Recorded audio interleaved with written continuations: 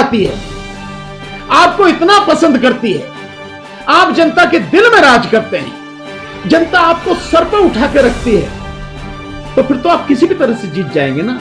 और आप कह रहे हैं कि ईवीएम से बेईमानी नहीं कराई जाती, आप तो यही कह रहे हैं कि अभी ईवीएम का रोना लगता है जीत हारने के बाद।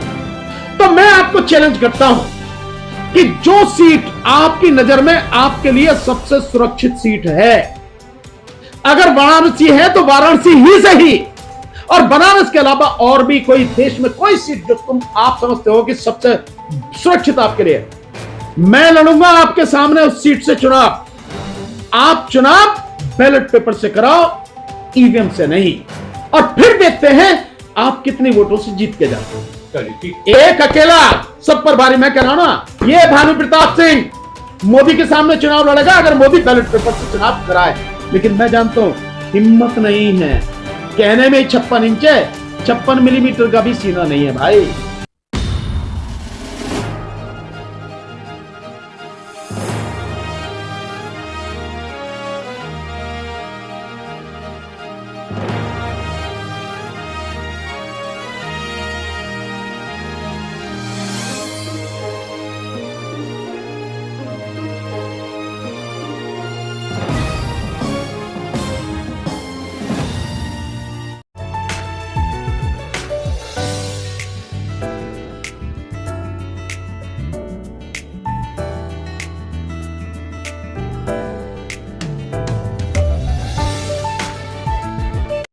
उनका अभिनंदन करता हूं जो आज आप सबको बुलाया गया है। ये जो प्रेस वार्ता आज रखी गई है, इसका एक उद्देश्य है कि हमने इससे पीछे 10 तारीख को, यानी अब से 10 दिन पहले एक प्रेस कॉन्फ्रेंस की थी, और हमने उसमें कहा था कि आंदोलन हम ईवीएम के खिलाफ शुरू करेंगे।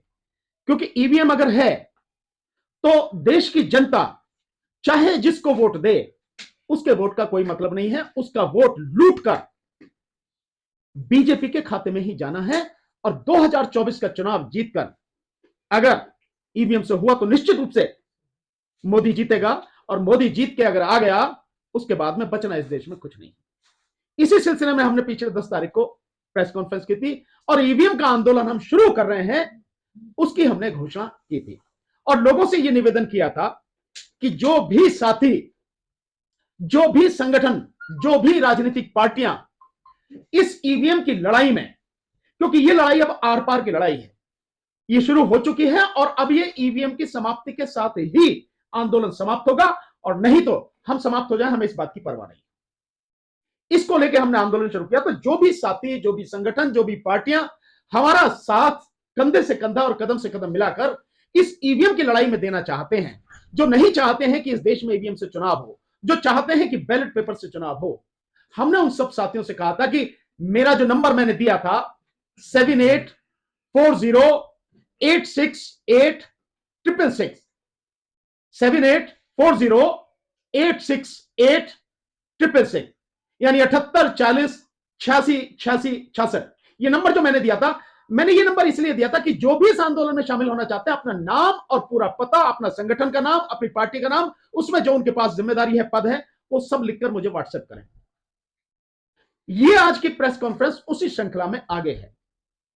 मैं आपको बताना चाहता हूं कि 10 तारीख के बाद से पूरे देश भर से बहुत जबरदस्त रेस्पॉन्स इस लड़ाई में शामिल होने के लिए लोगों का आ रहा है लगातार। मेरे फोन पर, हालांकि मैंने उन्हें फोन करने के लिए नहीं कहा था लोगों को, मैंने कहा था कि अपना नाम और पूरा पता, संगठन और पार्टी का नाम इस पर भेजें व्हाट्सएप पर लिखकर। लेकिन अफसोस कि लोग कई बार सुनते नहीं है ढंग से या समझते नहीं है। लगातार मुझे फोन किए जा रहे हैं, सुबह 4 बजे से लेकर रात को 1-2 बजे तक मुझे फोन करते हैं। इससे दिक्कत हो रही है, फोन जो कर रहे हैं, इससे मेरा समय बर्बाद हो रहा है। जो काम में कुछ और करना चाहिए, उस काम को मैं फोन सुनने में लगातार, और बहुत से लोगों का फोन सुना भी नहीं जाता। और जो लोग मैसेज भी भेज रहे हैं जुड़ने के लिए, उसमें एक बड़ी 2 दिक्कत हो रही है। कुछ तो लोग कह रहे हैं हम आपके साथ में, ना अपना नाम भेज रहे हैं, ना अपना पता लिखकर भेज रहे हैं, ना किसी संगठन जैसे जुड़े, कुछ नहीं भेज रहे हैं। केवल कोई कर देता हाय, कोई कह देता हम आपके साथ हैं, कोई कह देता ईवीएम हटाओ। लेकिन जो बात मैंने कही थी उसे लोग नहीं भेज रहे हैं, जिसकी वजह से मुझे उन लोगों को दोबारा से मैसेज भेजना पड़ रहा है कि भाई आप अपना नाम और पता भेजिए। तो जो अब स्थिति है, लेकिन इस सब के बावजूद मैं जो आपको बताना चाहता हूं कि जितना जबरदस्त रेस्पॉन्स मिल रहा है, उसका आप अंदाजा इस तरह से लगाएं कि देश में जम्मू कश्मीर से लेके जम्मू कश्मीर, हिमाचल प्रदेश, पंजाब, हरियाणा, उत्तर प्रदेश, उत्तराखंड, झारखंड, पश्चिम बंगाल, बिहार, उड़ीसा, कर्नाटक, तेलंगाना, आंध्र प्रदेश, नीचे केरल, नीचे तमिलनाडु, मध्य प्रदेश, महाराष्ट्र, गुजरात, राजस्थान, मतलब ऐसा कोई प्रदेश नहीं। और नॉर्थ ईस्ट में असम से, त्रिपुरा से और मणिपुर से, इतनी जगह से लोग हमारे साथ हमारे इस आंदोलन में जुड़ चुके हैं। ये जो मैंने आपको स्टेट बताए हैं, इनके सबके नंबर मेरे पास, उनके पते वह सारे मेरे पास हैं। तो आप समझ सकते हैं कि कितना जबरदस्त लोगों का सहयोग है। और एक और बात बताऊं कि इसमें कई छोटी पार्टियां, कई सामाजिक संगठन, कई लोग जो प्रोफेसर भी हैं, कई लोग वकील हैं, डॉक्टर्स हैं, इस तरह के लोग इस आंदोलन में जुड़ चुके हैं। जो सबसे जबरदस्त इस आंदोलन की बात अब नजर आ रही है। इसीलिए हमने सबसे बात करने के बाद में एक मोर्चा जिसके तहत यह आंदोलन अब लड़ा जाएगा, उस मोर्चे का हमने नाम घोषित कर रहे हैं आज आपके सामने। यह मोर्चा होगा ईवीएम हटाओ संयुक्त मोर्चा। ईवीएम हटाओ संयुक्त मोर्चा। इस मोर्चे के, इस बैनर के तले सभी पार्टियां, सभी संगठन, सभी लोग इस ईवीएम की गंदगी को साफ करने का आंदोलन लड़ेंगे। और इस जो संगठन है, ये जो बना है, हम इस आंदोलन की जो फॉर्मली शुरुआत करने जा रहे हैं, जनवरी के पहले हफ्ते से दिल्ली में मीटिंग करके इस आंदोलन की बिल्कुल तरीके से औपचारिक रूप से शुरुआत होगी, जिसमें मैंने आपको बताया कि पहले दिल्ली में पैदल मार्च होगा, फिर पूरे देश में पैदल मार्च होगा और हर जगह लोगों तक ये बात पहुंचे, उसके लिए पूरी कोशिश हम लोग करेंगे। इस तरह से आंदोलन हमारा चलना है साथियों। तो मैंने इसीलिए आज आप साथियों को बुलाया है कि ईवीएम के विषय में जो आंदोलन है, मुझे बड़े दुख के साथ कहना पड़ रहा है कि कल इंडिया गठबंधन की मीटिंग हुई और इंडिया गठबंधन की उस मीटिंग में ईवीएम के विषय में कोई प्रस्ताव पास नहीं किया गया। बड़े अफसोस की बात है कि जो पार्टियां सत्ता में जिन्हें आने है, जो सत्ता में आने की बात कर रही हैं, जो राजनीति में हैं, ऑलरेडी जो सत्ता में पहले भी रह चुकी हैं, उन पार्टियों को इतनी मोटी सी बात समझ में नहीं आ रही कि ईवीएम अगर रहेगी तो तुम कितनी भी कोशिश कर लेना, मैं तब भी कह रहा था, फिर कह रहा हूं, 27, 28 नहीं 2800 पार्टियां भी इकट्ठी हो जाएं और पूरा देश भी वोट दे देगा, तब भी प्रधानमंत्री मोदी को तुम हरा नहीं सकोगे। वो आदमी ईवीएम से जीत के आएगा और कहानी खत्म हो जानी, यही चुनाव होना है। और मेरी बात भी हुई थी, मैंने बात भी कही थी माननीय दिग्विजय सिंह जी से, मैंने नॉर्थ एवेन्यू में जब मिले थे, मैंने उनसे यही बात कही थी कि कांग्रेस को लीड करना चाहिए। अफसोस, ना कांग्रेस खुद सामने आ रही है और ना ही इंडिया गठबंधन में उसने ये बात रखी और लीड करने की बात हुई है। इससे बड़ा मतलब देश का दुर्भाग्य कुछ नहीं हो सकता, पॉलिटिकल पार्टियों की तो छोड़िए आप। और क्या ये इंडिया गठबंधन के लोग इस उम्मीद में हैं कि देश की जनता आंदोलन करेगी तब वो उसके साथ में लगेंगे? मतलब उल्टी गंगा बहने की बात है। आंदोलन करना चाहिए शुरुआत उन्हें, लेकिन वो उम्मीद शायद कर रहे हैं कि देश की जनता आंदोलन करे तब वो आंदोलन करे। खैर कोई बात नहीं, हम पूरी ताकत से आंदोलन करेंगे, ईवीएम की गंदगी को साफ करेंगे। इसीलिए हम लगातार सक्रिय हैं और इसमें जो जनवरी के पहले हफ्ते में हम जो शुरू करने जा रहे हैं, उसमें मैं आपको एक डेट बता देता हूं। किस डेट को जितने भी हमारे साथ साथी जुड़े हैं, जितने गठबंधन पूरे देश से जुड़े हैं, हम उन सभी साथियों को बुला रहे हैं और उस दिन उनकी मीटिंग होकर फाइनल किस किस तरह की सारी चीजें रहेंगी वो आंदोलन की शुरू होगी। 6 जनवरी को ईवीएम हटाओ संयुक्त मोर्चा की दिल्ली में जितने भी संगठन जुड़ चुके हैं, उन संगठनों की एक मीटिंग बाकायदा होगी और आंदोलन शुरुआत होगी। हमारी जो पार्टी है राष्ट्रीय जनहित संघर्ष पार्टी, और जो हमारा संगठन है मानव सुरक्षा एवं विकास संगठन, ये संगठन और ये पार्टी हमारी, वो भी इस ईवीएम हटाओ संयुक्त मोर्चा का एक घटक रहेंगे, उसका एक हिस्सा रहेंगे जो आंदोलन होगा। इसलिए हमने आप साथियों को बुलाया है। अब आप साथी जो आपके मन में विचार हो प्रेस के साथियों के, आप सवाल पूछ सकते। क्या लगता है कि जिस तरीके से कांग्रेस ने ईवीएम की शुरुआत की थी और बीजेपी उस पर हावी हो गई है, तो क्या आपको नहीं लगता है एक सामनाथ और एक नागनाथ दोनों एक ही घर के? नहीं, मैं ये मानता हूं कि बेशक कांग्रेस ने शुरुआत की थी, इसमें कोई शक नहीं है, लेकिन जिस समय वो स्थिति थी और आज की जो स्थिति है उसमें जमीन आसमान का अंतर है। सो कांग्रेस को बिना किसी झिझक के, सारे उहापोह की स्थिति को छोड़कर, सारे मन में शंकाएं और डर को छोड़कर इस ईवीएम को हटाने के लिए आंदोलन करना चाहिए। आंदोलन अगर नहीं करेंगे और देश की जनता शामिल हो जाएगी तो भी उन्हें आना ही पड़ेगा, लेकिन देश की जनता माफ नहीं करेगी किसी भी विपक्षी पार्टी को, न कांग्रेस या किसी भी हो, और इंडिया गठबंधन को माफ नहीं करेगी जो इस इस ईवीएम को हटाने के लिए सड़क पर आ नहीं रहा। 141 सांसद, मतलब भारत के इतिहास में, दुनिया की बात कह सकता हूं मैं, लेकिन भारत के इतिहास में 3 दिन में 141 सांसद, 48 सांसद राज्यसभा से और 92 सांसद जो है वहां से लोकसभा से निष्कासित कर दिए गए 93। और फिर भी सड़क पर उतरने को तैयार नहीं है इंडिया गठबंधन। कह रहा है कि हम 22 को जो है बंद करेंगे। अबे 22 को क्या करोगे? 22 को तो संसद अपने आप ही बंद हो जाएगी, उसका अंतिम दिन है इस सत्र का, शीतकालीन सत्र का। तो ये बड़ी स्थिति है।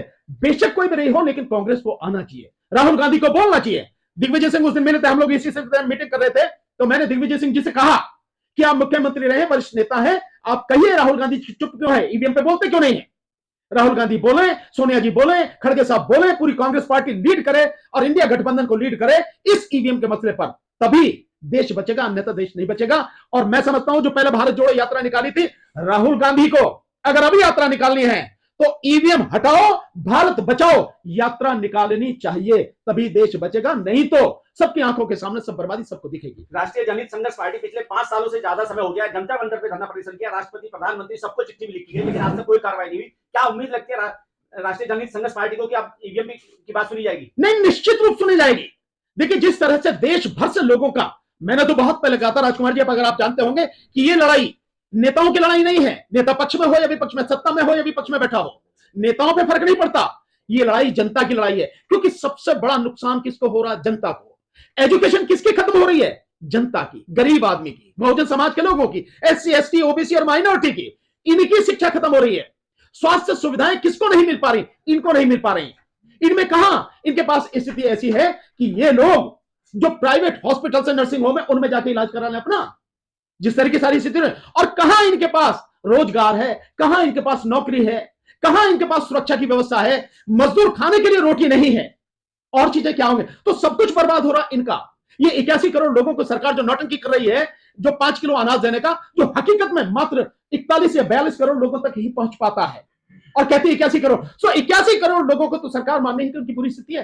तो सबसे बड़ा नुकसान इन्हीं को होगा। और मोदी से ज्यादा खतरनाक शातिर व्यक्ति इस देश में कोई नहीं है, जो लोगों को मूर्ख बनाएगा, कहेगा तुम्हारे भले के लिए कह रहा हूं, लेकिन उन्हीं की कब्र खोद देता है। सर, आंदोलन करने के लिए सरकार की तरफ से पाबंदी है कि आप किसी भी तरीके का सरकार के खिलाफ कोई आंदोलन नहीं करेंगे। ऐसा है, जब राजतंत्र होता है ना पीपल साहब, तब भी आंदोलन सरकार के खिलाफ होते हैं।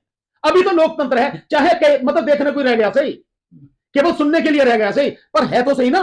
और अगर सरकार मने भी करेगी तो भी हम आंदोलन करेंगे। सरकार के गुर्दे में दम है तो लगावे, तो तमंचे लगावे, चलवावे हम पे लाठी, गोलियां चलवावे, हम भी देखेंगे कैसे मारती है और कितनों को मारती है। लेकिन ये आंदोलन होगा, हर कीमत पर होगा, और यह आंदोलन सफल होगा इस बार। और जो विपक्षी पार्टियां हैं, जो दल, जो लोग घरों में बैठे हैं, चुप बैठे हैं, जिनकी जिम्मेदारी इस आंदोलन को लड़े, अगर वो नहीं करते हैं तो भी हम आंदोलन करेंगे, और एक दिन विपक्षी पार्टियों को इस आंदोलन में शामिल होना पड़ेगा, हम मजबूर कर देंगे उन्हें। सर, आप कानूनविद हैं, सुप्रीम कोर्ट में आप जो है वकालत करते हैं, आपने कानून को आज तक क्यों नहीं सुना? आयोग में शिकायत करिए, सुप्रीम कोर्ट में शिकायत करिए, जिला अदालतों में शिकायत करिए, आप सड़क पर आ रहे हैं डायरेक्ट। देखिए, सड़क पे आना मेरा जन्मसिद्ध अधिकार है, मेरा मूल अधिकार है, और यह भी कानूनी और संवैधानिक अधिकार है। तो मैं कानून से बाहर काम नहीं कर रहा, मैं संविधान से बाहर काम नहीं कर रहा, मैं कानून और संविधान के दायरे में काम कर रहा हूं। रही अब मैं सुप्रीम कोर्ट क्यों नहीं जाता? सुप्रीम कोर्ट में ऑलरेडी ईवीएम के खिलाफ पिटीशन पड़ी हुई है, पीछे जितनी भी पिटीशन थी सारी डिसमिस कर दी गई, तो मुझे सुप्रीम कोर्ट से क्या मिलेगा? मैं तो जानता हूं ना कि सुप्रीम कोर्ट से कुछ मिलने वाला नहीं है मुझे। सो जब मुझे मिल ही नहीं रहा सुप्रीम कोर्ट से, तो मैं सुप्रीम कोर्ट के दरवाजे पर क्यों जाऊं? मैं जाऊंगा सुप्रीम कोर्ट के दरवाजे पर, मैं चीफ जस्टिस साहब से गुहार लगाऊंगा, मैं अदालत से गुहार लगाऊंगा, लेकिन जब लगाऊंगा कि जब पूरे देश में जन आंदोलन खड़ा कर दूंगा। जन आंदोलन खड़ा करने के बाद मैं कोर्ट के पास जाऊंगा और कहूंगा कि इतना बड़ा अन्याय हो रहा, आपके अलावा इसे कोई नहीं हटा सकता, अन्यथा देश में जन आंदोलन चलेगा। ये जन आंदोलन कैसे बनेगा? इसमें आम आदमी कैसे जुड़ेगा? इसके लिए कुछ आपके माध्यम से जुड़ेगा।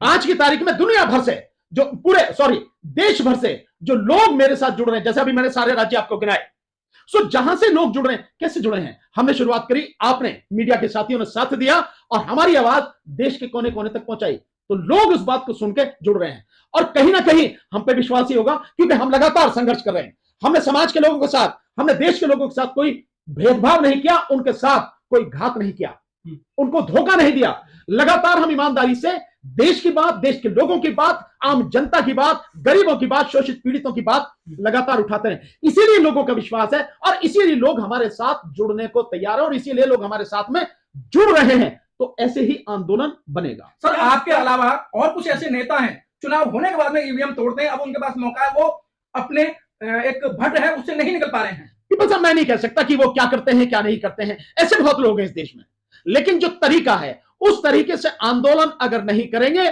सफलता नहीं मिलेगी। हमें एक तरीके से, संवैधानिक तरीके से, वैधानिक तरीके से हमें आंदोलन करना पड़ेगा, लड़ाई लड़नी पड़ेगी। और एक चीज और बता दे रहा हूं, हम तो कर ही चुके हैं कुछ शुरू, इस देश के लोगों को भी एक दिन लड़ना पड़ेगा, सरकार से लड़ना पड़ेगा। वो चाहे आज लड़ लें, वो चाहे 2 महीने बाद लड़ लें, चाहे साल भर बाद लड़ लें, 10 साल बाद लड़ लें, 50 साल बाद। एक लड़ाई सरकारों के माध्यम से जो गंदगी फैलाई गई और जो सरकारें फैला रही हैं, जो नेता फैला रहे हैं, इनके खिलाफ इस देश के लोगों को लड़ना पड़ेगा। जब भी वो लड़ना चाहें उनके ऊपर है। आज लड़ लेंगे कुछ बच जाएगा, नुकसान कम होगा, जितनी बाद में लड़ेंगे उतनी ही तबाही सबके सामने होगी। लेकिन वकील साहब, बड़ा सवाल यह है कि क्या सोशल मीडिया के जरिए आप ये लड़ाई लड़ पाओगे? मेन स्ट्रीम मीडिया पे कोई ध्यान नहीं दे रही है। मेन स्ट्रीम मीडिया गया भाड़ में। मैं गुलामों के भरोसे नहीं हूं और गुलामों के भरोसे कभी कोई लड़ाई लड़ी भी नहीं जाती। वो जिनके गुलाम हैं उनके लिए काम कर रहे हैं। आज तो सोशल मीडिया तो है कम से कम। जब देश आजाद हुआ था, आजादी की लड़ाई जब लड़ी गई सैकड़ों साल तक, उस समय तो कुछ भी नहीं था। आज तो सोशल मीडिया तो है। आज तो मैं चाहूं, मैं यहीं से बैठा हुआ फेसबुक पे, यूट्यूब पे मैं ही बात पहुंचा सकता हूं, लेकिन मेरे साथ इतने सारे साथी हैं, आप सारे के सारे साथी हो जो बात पहुंचा रहे हो। सो आज इतना तो है। जिस समय कुछ भी नहीं था उस समय भी देश के इस कोने से लेकर उस कोने तक आवाज पहुंचती थी, बात पहुंचती थी, सूचना पहुंचती थी और तंत्र बनता था, संगठन बनता था, आंदोलन होते थे, लोग लड़ते थे और आखिर में देश को आजादी मिली। सर, आपको क्या दिक्कत है ईवीएम से? बहुजनों की क्या दिक्कत है? 7 क्लास तो कोई इसमें आई नहीं रहा ईवीएम को लेकर। ये बात आप गलत कह रहे हैं। आप मेरे साथ देखेंगे, ये सवर्ण और एससी और एससी ऐसा कुछ नहीं है। मुझे आप बताइए ईवीएम के विषय में कितने ही लोग हैं जो बोल रहे हैं। आजकल तो मतलब इस मध्य प्रदेश, छत्तीसगढ़ और राजस्थान के चुनाव का जो हश्र हुआ है, जिस तरह से रिजल्ट बीजेपी ने जो है वहां पे अपने हक में करवा के और सरकार बना ली है, सो उसके बाद तो और बहुत लोग बोलने लगे, बहुत लोग बोल रहे हैं। और हमारे ही इस आंदोलन में आप देखेंगे कि देश के हर समाज का व्यक्ति, संगठन इस आंदोलन में मेरे साथ कंधे से कंधा मिलाकर सड़क पर संघर्ष करता हुआ आपको दिखाई देगा। वीवीपैट पर्ची जो है उसकी बात कर रही है विपक्ष, कह रही मांग कर रही है कि इसको जो है हमें मतलब देना चाहिए हाथ में, उसके बाद काउंटिंग करा ली जाए। उस पे ईवीएम हटाने को लेकर के सहमति नहीं बन पा रही है। और दूसरी बात की 2024 चुनाव जो है नजदीक है, तो इतने कम समय में कैसे ईवीएम हट सकता है? क्यों नहीं हट सकता है? ईवीएम तो इतनी सी देर में हट सकता है, इतनी सी देर में, इससे ज्यादा की जरूरत नहीं, इतनी सी देर में। और बाकी रहा बैलेट पेपर, तो सारी चीजें अवेलेबल है। आज की तारीख में क्या नहीं है, रातों रात सब कुछ होता है, हारी व्यवस्था सब कुछ। मोदी आके एक झटके में आके 4 घंटे का आपको टाइम देकर पूरे देश की करेंसी बदल देता, कहता नोट बंद, कहता देश बंद, मतलब ये नहीं हो सकता, कहता जीएसटी लागू। तो जब रातों इतनी देर में हो सकता, ये सब बेकार की बातें हैं और नासमझी की बातें हैं। दूसरी बात, जो आप वीवीपैट की बात कर रहे हैं कि वीवीपैट की पर्चियां, वो कह रहे हैं कि वीवीपैट की पर्चियां गिनी जाए। अगर विपक्ष ध्यान दे तो 22 जनवरी 2022 का, 21 या 22 जनवरी 2022 का एक letter election commission of India ने 3 कंपनियों को लिखा है, ECIL हैदराबाद, BEL बेंगलोर और इसके साथ में BEL पंचकुला, वहां के लिए लिखा। क्या लिखा है उसमें? लिखा है कि 17.5 लाख वीवीपैट जो आपने हमें दी 2017 में, उनमें से 37% यानी 6.5 लाख वीवीपैट खराब हैं। ये लेटर, और ये लेटर बाकायदा कांग्रेस के पवन खेड़ा जी ने बहुत जबरदस्त प्रेस कॉन्फ्रेंस करके सबको दिखाया। 7 महीने पहले की उनकी प्रेस कॉन्फ्रेंस देखो आप। सो तब भी समझ में नहीं आ रहा उनको, यानी 2022 में लेटर लिख रहा है और 2022 से पहले जो चुनाव हो गए, जहां भी हो गए, तो वो उन्हीं खराब वीवीपैट के माध्यम से हुए हैं ना, बावजूद उसके। और उसमें है भी कितनी, जो 4 लाख वीवीपैट है वो ECIL कंपनी ने जो हैदराबाद वाली, उसको भेजा कि तुम्हारी ये खराब है वीवीपैट, और 1,85,000 जो है वो BEL बेंगलोर की, और जो बाकी जो है करीब 65,000 वो है यहां की आपके पंचकुला की। ये स्थिति है, तो उसके बावजूद भी विपक्ष कह रहा है कि वीवीपैट से कराया जाए। यानी विपक्ष इतना डरा हुआ है, ये विपक्ष में बिल्कुल दम नहीं है, कह नहीं सकता कि ईवीएम हटाओ। इससे बड़ा दुर्भाग्य क्या हो सकता है?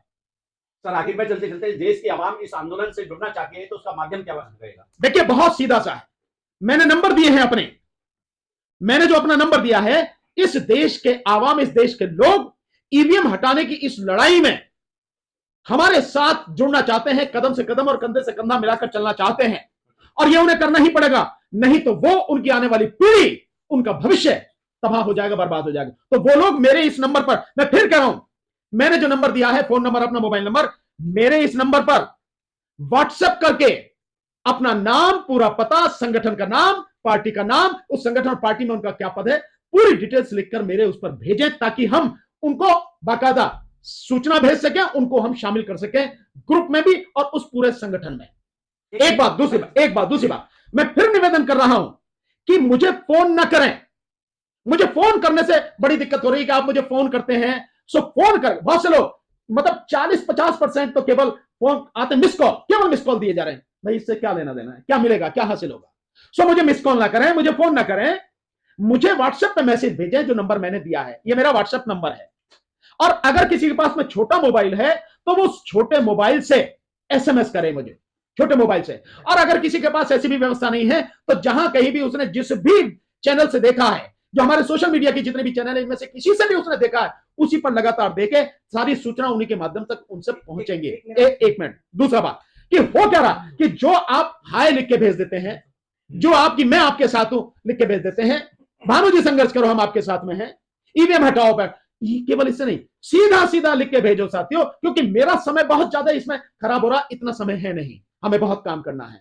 तो मुझे उसका, जब हाय भेजते हैं, कोई ईवीएम हटाओ करके ये लिख के भेजता है, तो मुझे फिर उसको भेजना पड़ता है, आपकी नाम पूरा पता भेजो, फिर वो भेजता, ये दिक्कतें बहुत, इसलिए इन सारी चीजों को समझ के काम करें। सर मेरा एक अंतिम सवाल है कि जो आपने पिछली बार चैलेंज किया था कि मैं चुनाव लड़ूंगा मोदी के अगेंस्ट अगर ईवीएम हट जाता है, क्या लगता है आप चुनाव लड़ेंगे उसके बाद, या मैं तो अभी भी कह रहा हूं, हटने से जो है वो जीत जाएंगे, मोदी जी हार जाएंगे? भाई मैं तो बहुत सिंपल सा कह रहा हूं, मैंने इन्हीं शब्दों में कहा था, फिर आपके सामने कह रहा हूं, मोदी जी कहते हैं कि एक अकेला, यूं छाती पीट के बोले ना, एक अकेला सब पर भारी, संसद में ही करके। मैं कह रहा हूं मोदी जी, अगर इस देश की जनता आपको इतना ही चाहती है, आपको इतना पसंद करती है, आप जनता के दिल में राज करते हैं, जनता आपको सर पर उठा के रखती है, तो फिर तो आप किसी भी तरह से जीत जाएंगे ना। और आप कह रहे हैं कि ईवीएम से बेईमानी नहीं कराई जाती, आप तो यही कह रहे हैं कि अब ईवीएम का रोना लगता है जीत हारने के बाद।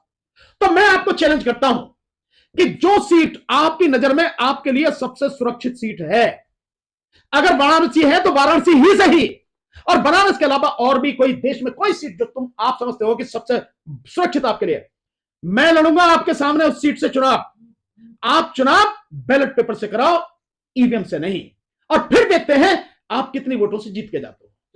एक अकेला सब पर भारी, मैं कह रहा हूं ना, ये भानु प्रताप सिंह मोदी के सामने चुनाव लड़ेगा अगर मोदी बैलेट पेपर से चुनाव कराए। लेकिन मैं जानता हूं हिम्मत नहीं है, कहने में 56 इंच है, 56 मिलीमीटर का भी सीना नहीं। आप इस वीडियो के बारे में अपनी राय अवश्य दें तथा वीडियो को लाइक, शेयर और कमेंट्स साथ साथ चैनल को सब्सक्राइब करना न भूलें। धन्यवाद।